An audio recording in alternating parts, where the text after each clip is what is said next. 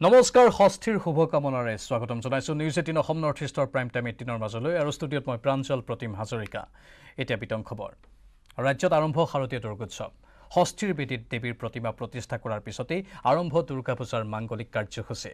Covid প্ৰটকলৰ মাজত দুৰ্গতিনাশিনীৰ আশীষ ল'বলৈ উত্থপ হৈ পৰিছে ৰাজ্যবাসীৰ মন। বিগ বাজেট নহয়, এইবাৰ সীমিত বাজেট। জাক জমকতাৰ সলনি আধ্যাত্মিকতা। আৰম্ভ হ'ল শাৰদীয় দুৰ্গোৎসৱ। আজি ষষ্ঠী। বেলবৰণেৰে আজি বেদীত অধিষ্ঠিত হ'ল দুৰ্গতিনাশিনী দেৱী দুৰ্গা। পুৰোহিতৰ মন্ত্ৰোচ্চাৰণ তথা নীতি নিয়মৰ মাজেৰে মা দুৰ্গাক বেদীত প্ৰতিষ্ঠা কৰাৰ পিছতে আৰম্ভ হ'ল পূজাৰ মাংগলিক কাৰ্যসূচী। দেৱী সৰ্বভূতেষু শক্তিৰূপেণ সংস্থিতা নমস্তস্যৈ নমস্তস্যৈ নমস্তস্যৈ নমো নমঃ। ইয়া দেৱী সৰ্বভূতেষু মাতৃৰূপেণ সংস্থিতা নমস্তস্যৈ নমস্তস্যৈ নমস্তস্যৈ নমো নমঃ। বিগ বাজেট তথা জাক জমকতা পৰিহাৰ কৰি এইবাৰ সীমিত বাজেটৰ মাজেৰে আধ্যাত্মিক পূজা উদযাপনৰ বাবে সাজু হৈছে কমিটিসমূহ। কোভিড প্ৰটকলৰ মাজত পূজা উদযাপনৰ বাবে সজাই পৰাই তোলা হৈছে প্ৰতিখন পূজা মণ্ডপ। আমি এনেকৈ পূজা কৰিব বৰ আনন্দিত হৈছোঁ, কিন্তু অকণমান দুখ থাকিল আমাৰ যে আমি ৰাতি প্ৰগ্ৰেম কৰিব নোৱাৰোঁ। নাচ গান বা নাগান এনেকৈ আছে লাগিলে কৰিব নোৱাৰোঁ। গতিকে যিখিনি যিবোৰ ঈশ্বৰ চৰকাৰে যেনে নিয়ম নীতি দিছে সেইখিনি আমি যথেষ্ট মিলাই মুখত মাস্ক পৰিধান কৰি দূৰত কম নাযায় সেইখিনি কৰিব লাগিব। অৱশ্যে এইবাৰ চৰকাৰৰ নিৰ্দেশনা অনুসৰি নিশা 9 বজাতে সামৰিব লাগিব পূজাৰ কাৰ্যসূচী। কোনো পূজা কমিটিয়ে অনুষ্ঠিত কৰিব নোৱাৰিব সাংস্কৃতিক অনুষ্ঠান। চৰকাৰী বিধি মানি কোভিডকালীন পূজা উদযাপনৰ বাবে সাজু হৈ পৰিছে ৰাজ্যৰ ভক্তগণ। কোভিড নিয়ম মানি চলিব লাগিব। SOP দিছে গাইডলাইন্স, আমাদের মাস্ক স্যানিটাইজার সবে রাখি আছো। সরকারের ফলে যে নীতি নিয়ম বান্ধি দিছে সেই কৰি আছো এই মতে। কৰোনা মহামাৰীৰ মৃত্যুৰ বিভীষিকা চলোৱা ৰাজ্যখনত প্ৰায় এবছৰৰ পিছত পুনৰ ঘূৰি আহিছে পূজাৰ পৰিৱেশ। শাৰদীয় দুৰ্গোৎসৱ উদযাপনৰ বাবে ৰাজ্যৰ চৌদিশে এতিয়া কেৱল মাথো ব্যস্ততা। কি উজনি কি নামনি চৌপাশে দুৰ্গতিনাশিনীৰ আৰাধনাৰ বাবে চলিছে ব্যাপক প্ৰস্তুতি। এইবুলি ৰাইজৰ সহযোগিতা যথেষ্ট ভাল। ৰাইজে সহায় কৰিছে যথেষ্ট, আৰু চৰকাৰী যিটো নীতি আদেশ আছে সেই নীতি আদেশ মানি আধ্যাত্মিকতাৰ ওপৰত গুৰুত্ব দি এই পূজা পালন কৰা হ'ব। কৰোনা অসুৰক বধিবলৈ যেন এইবাৰ ধৰালৈ নামিছে দুৰ্গতিনাশিনী। কৰোনা মহামাৰীৰ পৰা পৰিত্ৰাণ পোৱাৰ কামনাৰে মা দুৰ্গাক পূজা অৰ্চনা কৰিবলৈ সাজু হৈছে ৰাজ্যৰ ভক্তগণ। উল্লেখ্য যে কোভিড সৃষ্ট পৰিৱেশত ঘোঁৰাত আগমন ঘটা দেৱীয়ে এইবাৰ গমন কৰিব দোলাত। দূৰ হওক কিন্তু দুৰ্গতি নহওক, তাৰ এই কামনাৰে মা দুৰ্গাৰ চৰণত আশীষ বিচাৰিবলৈ এতিয়া উথপ ৰাজ্যবাসীৰ মন। Bureau report, news 18 Assam north east.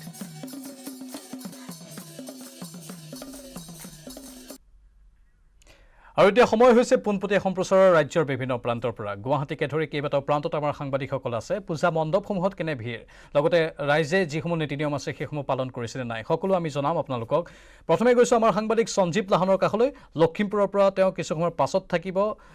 Rakibur Rahman আছে, ৰাকিবুৰৰ কাষলৈ গৈছোঁ এইবাৰ। সঞ্জীৱৰ কাষলৈ যাম কিছু সময়ৰ পাছত। ৰাকিবুৰ ৰহমান, আপুনি বৰ্তমান ক'ত আছে আৰু আপোনাৰ পিছফালে আমি বহু লোকৰ ভিৰ দেখিবলৈ পাইছোঁ?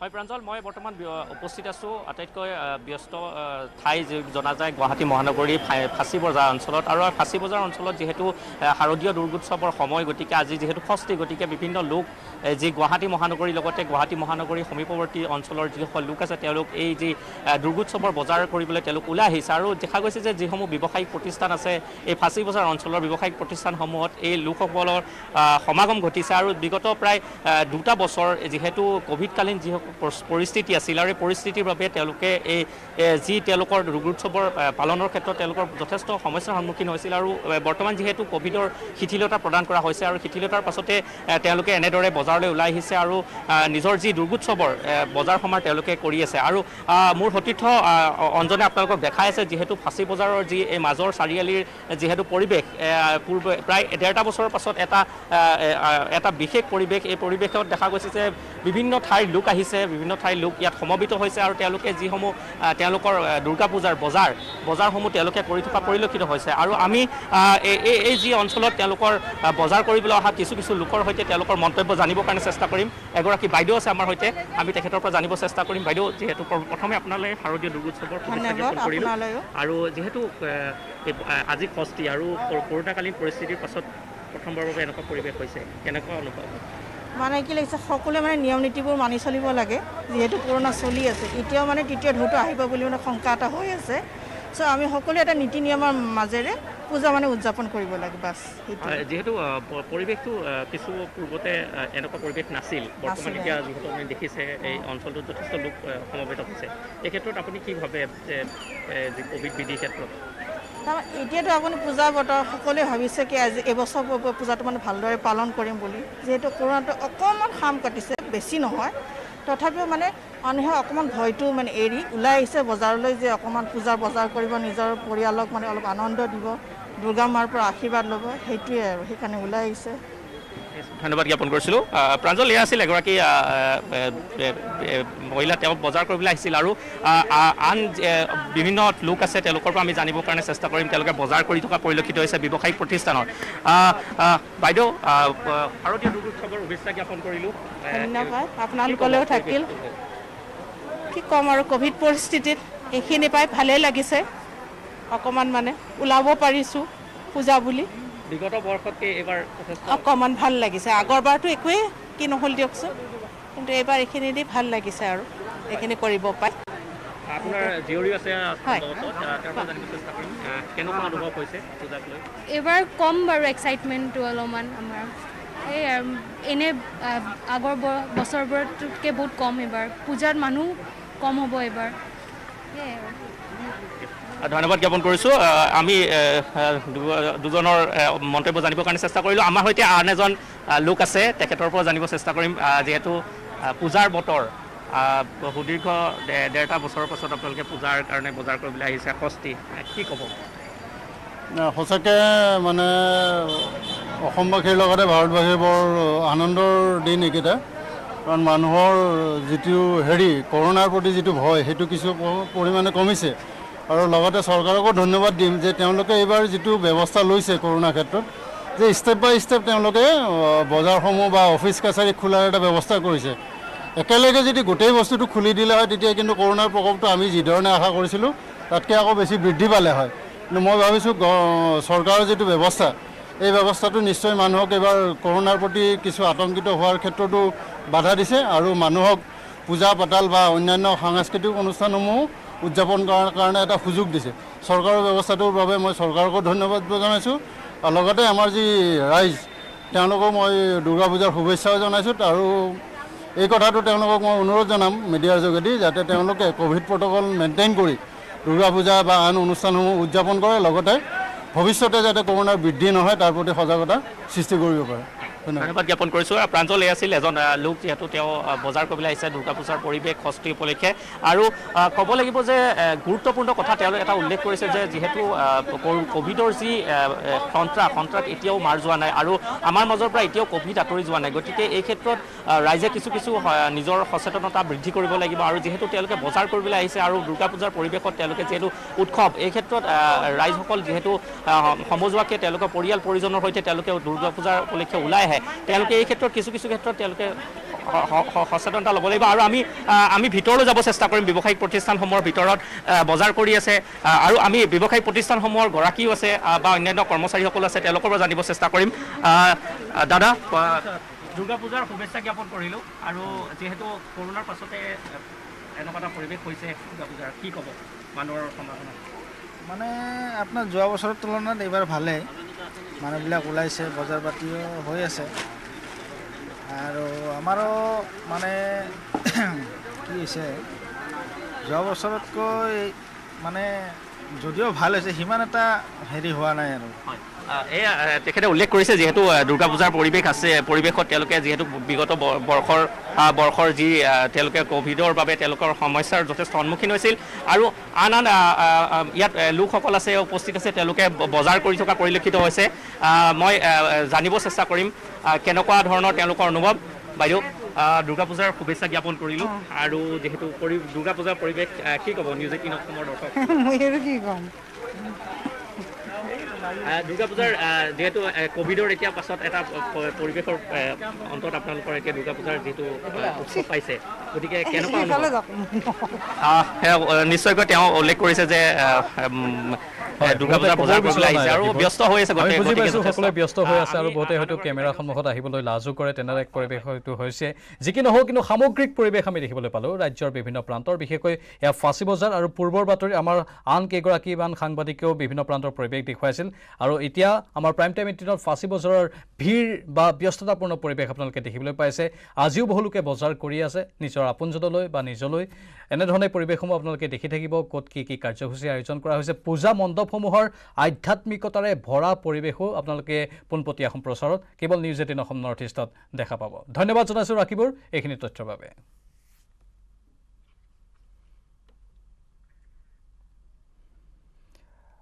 যেহেতু আমি কৈছোঁ আমাৰ বহুকেইগৰাকী সাংবাদিক ৰাজ্যৰ বিভিন্ন প্ৰান্তত বৰ্তমান উপস্থিত আছে আজি ষষ্ঠী আৰু ষষ্ঠীৰ বেদীত ইতিমধ্যে প্ৰতিষ্ঠা কৰা হৈছে দেৱীক তাৰ পাছতেই আধ্যাত্মিকতাৰে পূজা পাৰ্বণ আৰম্ভ হৈছে যেহেতু আমি উল্লেখ কৰিছোঁ বিগত বৰ্ষসমূহত যেনেধৰণে দুৰ্গা পূজা অনুষ্ঠিত হয় এক জাক জমকতাৰে ভৰা পৰিৱেশ দেখিবলৈ পোৱা যায় আলোকসজ্জা বা বিভিন্ন সংগীতানুষ্ঠান কিন্তু এইবাৰ কোভিডৰ বাবে এই অনুষ্ঠানসমূহ বাতিল কৰা হৈছে 2020 বৰ্ষততো দুৰ্গা পূজা নহ'লেই আৰু এইবাৰ যি পূজা অনুষ্ঠিত হৈছে সেয়া সম্পূৰ্ণ নীতি নিয়মৰ মাজেৰে নিশা 9 বজাৰ ভিতৰত পূজাসমূহ সমাপ্ত হ'ব লাগিব কাৰণ আশংকা কৰা হৈছে যে দুৰ্গা পূজাৰ পাছত হয়তো কোভিড সংক্ৰমণ বৃদ্ধিও পাব পাৰে আৰু সেই আশংকাৰ প্ৰতি দৃষ্টি ৰাখিয়েই এইখিনি সাৱধানতামূলক পদক্ষেপ গ্ৰহণ কৰা হৈছে ষষ্ঠীৰ বেদীত দেৱী দুৰ্গাক প্ৰতিষ্ঠা কৰাৰ পাছতেই পূজাসমূহ আৰম্ভ হৈছে আৰু পূজা মণ্ডপত জনসাধাৰণৰ ভিৰ দেখিবলৈ পোৱা গৈছে কিন্তু প্ৰশাসনে বিশেষ দৃষ্টি ৰাখিছে প্ৰত্যেকটো পূজা মণ্ডপত বা প্ৰতিখন পূজা সমিতিৰ ওপৰত যাতে সকলোৱে নীতি নিয়মসমূহ আখৰে আখৰে পালন কৰে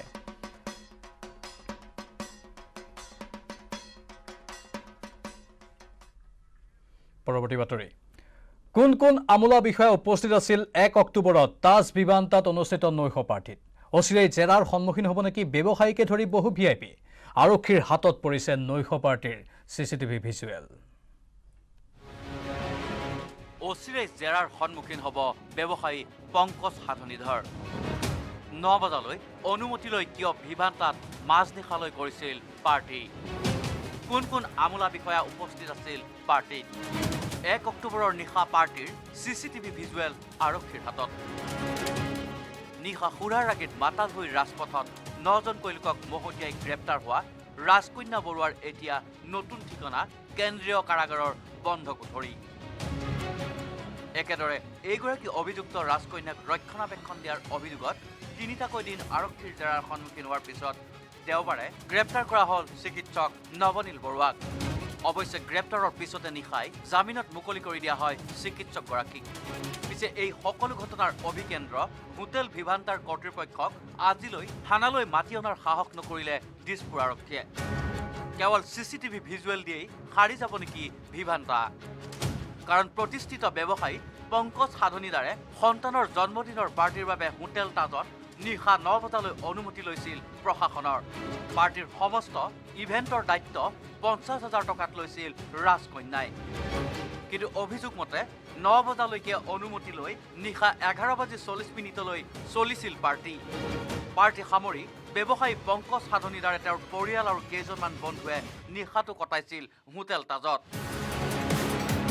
কিন্তু তাৰ পৰিৱৰ্তে পাৰ্টিত অত্যাধিক সুৰাপান কৰি নিশা 1:40 হোটেলৰ পৰা ওলাই গৈ ৰাজকন্যাই সংঘটিত কৰিছিল ভয়ংকৰ দুৰ্ঘটনাটো ৰাজকন্যাক জেললৈ প্ৰেৰণ আৰু চিকিৎসক নৱনীল বৰুৱাক গ্ৰেপ্তাৰৰ পিছত এতিয়া পাৰ্টিটোৰ আয়োজক পংকজ সাধনীদাৰক সোধপোছৰ বাবে তলব কৰিবলৈ সাজু হৈছে দিছপুৰ আৰক্ষী 2 এদিনতে জেৰাৰ সন্মুখীন হ'ব পংকজ সাধনীদাৰ কিন্তু তাৰ বিপৰীতে হোটেল ভিভান্তাক লৈ আৰক্ষীৰ নৰম ভূমিকাক লৈ এতিয়া ভিন্ন প্ৰশ্নৰ অৱতাৰণা হৈছে একেদৰে প্ৰশ্ন উঠিছে নিশা 9 বজাৰ পিছত ভিজুৱেলত দেখা এইসকল ব্যক্তিক তদন্তৰ আওতাত অনাৰ সাহস কৰিবনে দিছপুৰ আৰক্ষীয়ে ইফালে ৰাজকন্যা কাণ্ডৰ তদন্তত গাফিলতি কৰা দিছপুৰ থানাৰ OC আৰু DSP সম্পৰ্কতো নিৰ্বিকাৰ আৰক্ষীৰ ঊৰ্ধ্বতন কৰ্তৃপক্ষ ভাস্কৰ জ্যোতি হাজৰিকাৰ report, news 18 Assam north east.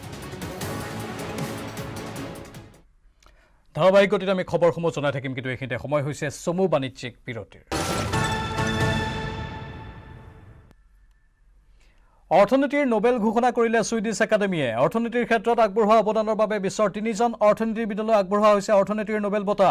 যুটীয়াভাৱে অৰ্থনীতিৰ নোবেল বঁটা প্ৰদান কৰা হৈছে আমেৰিকাৰ নিবাসী গুইডো ইমবেন্স, ডেভিড কাৰ্ট আৰু জছুৱা এংগ্ৰিষ্টক।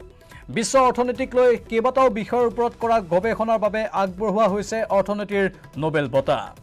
আমি পুনৰবাৰ জনাই দিছোঁ, অৰ্থনীতিৰ নোবেল ঘোষণা কৰিছে ছুইডিছ একাডেমীয়ে। অৰ্থনীতিৰ ক্ষেত্ৰত আগবঢ়োৱা অৱদানৰ বাবে বিশ্বৰ 3জন অৰ্থনীতিবিদলৈ আগবঢ়োৱা হৈছে অৰ্থনীতিৰ নোবেল বঁটা।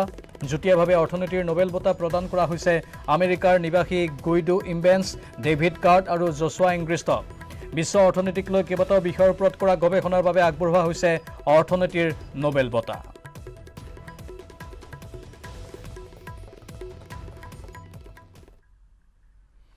পূজাৰ সময়ত ৰাজ্যবাসীৰ বাবে দুখবৰ। পূজাৰ মাজতে অসমকে ধৰি দেশৰ বহুকেইখন ৰাজ্য অন্ধকাৰত ডুব যোৱাৰ আশংকা কৰা হৈছে। ইতিমধ্যে বিদ্যুৎ কৰ্তনৰ আগজাননী জাৰি কৰিছে আছাম পাৱাৰ ডিষ্ট্ৰিবিউশ্যন কোম্পানী লিমিটেডে। দেশত অভূতপূৰ্ব কয়লাৰ নাটনিৰ বাবে সৃষ্টি হৈছে বিদ্যুৎ সংকট। 2-3 দিনৰ কাৰণেহে মজুত আছে কয়লা। অসম, দিল্লী, পঞ্জাৱ, ৰাজস্থান, অন্ধ্ৰপ্ৰদেশকে ধৰি বহুকেইখন ৰাজ্য অন্ধকাৰত ডুব যোৱাৰ আশংকা কৰা হৈছে। ইপিনে বিদ্যুৎ সংকটক লৈ গৃহমন্ত্ৰী অমিত শ্বাহে জৰুৰীকালীনভাৱে তলব কৰে কয়লা মন্ত্ৰী প্ৰহ্লাদ যোশী আৰু শক্তিমন্ত্ৰী R.K. সিঙক। NTPCৰ বিষয়াৰেও বৈঠকত বহিল গৃহমন্ত্ৰীগৰাকী।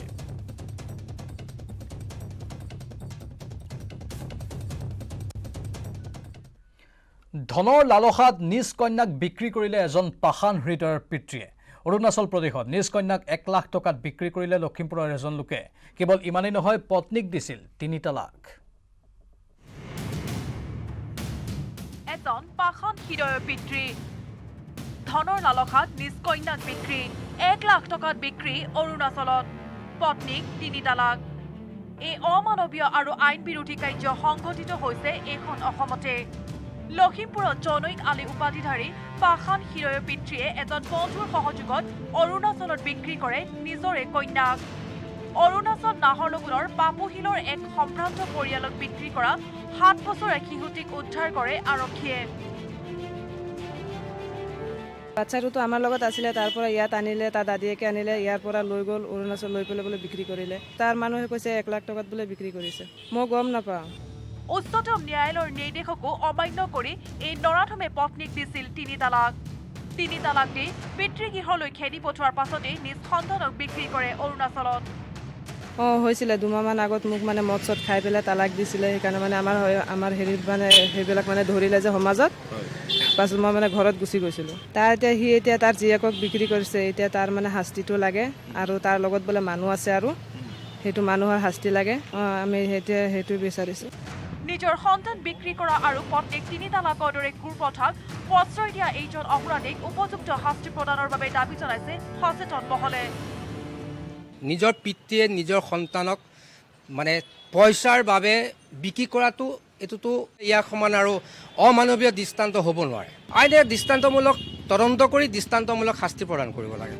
লখিমপুৰৰ পৰা সঞ্জীৱ লাহন, নিউজ 18 অসম নৰ্থ ইষ্ট।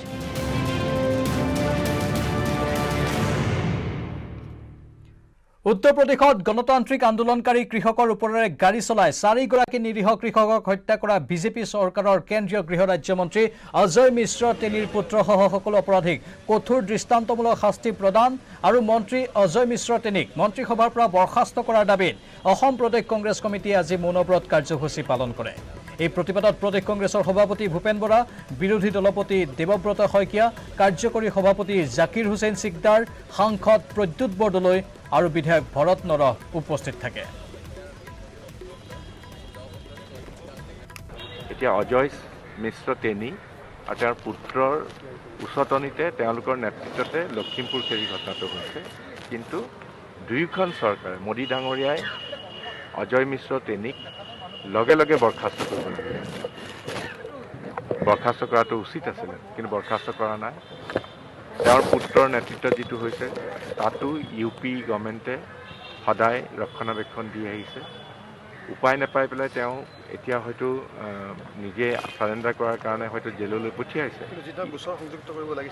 নাই কৰা, একেবাৰে কোনো ধৰণৰ কৰাই নাই তেওঁলোকে।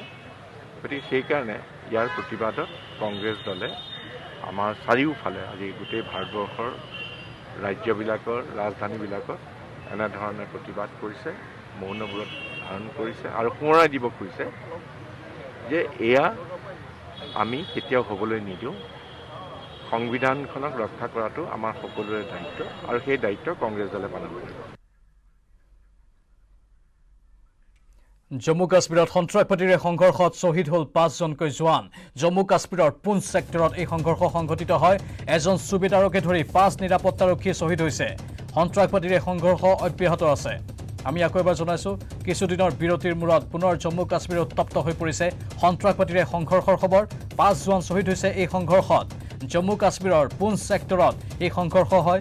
এজন সুবেদাৰকে ধৰি 5 নিৰাপত্তাৰক্ষী এই সংঘৰ্ষত শ্বহীদ হৈছে।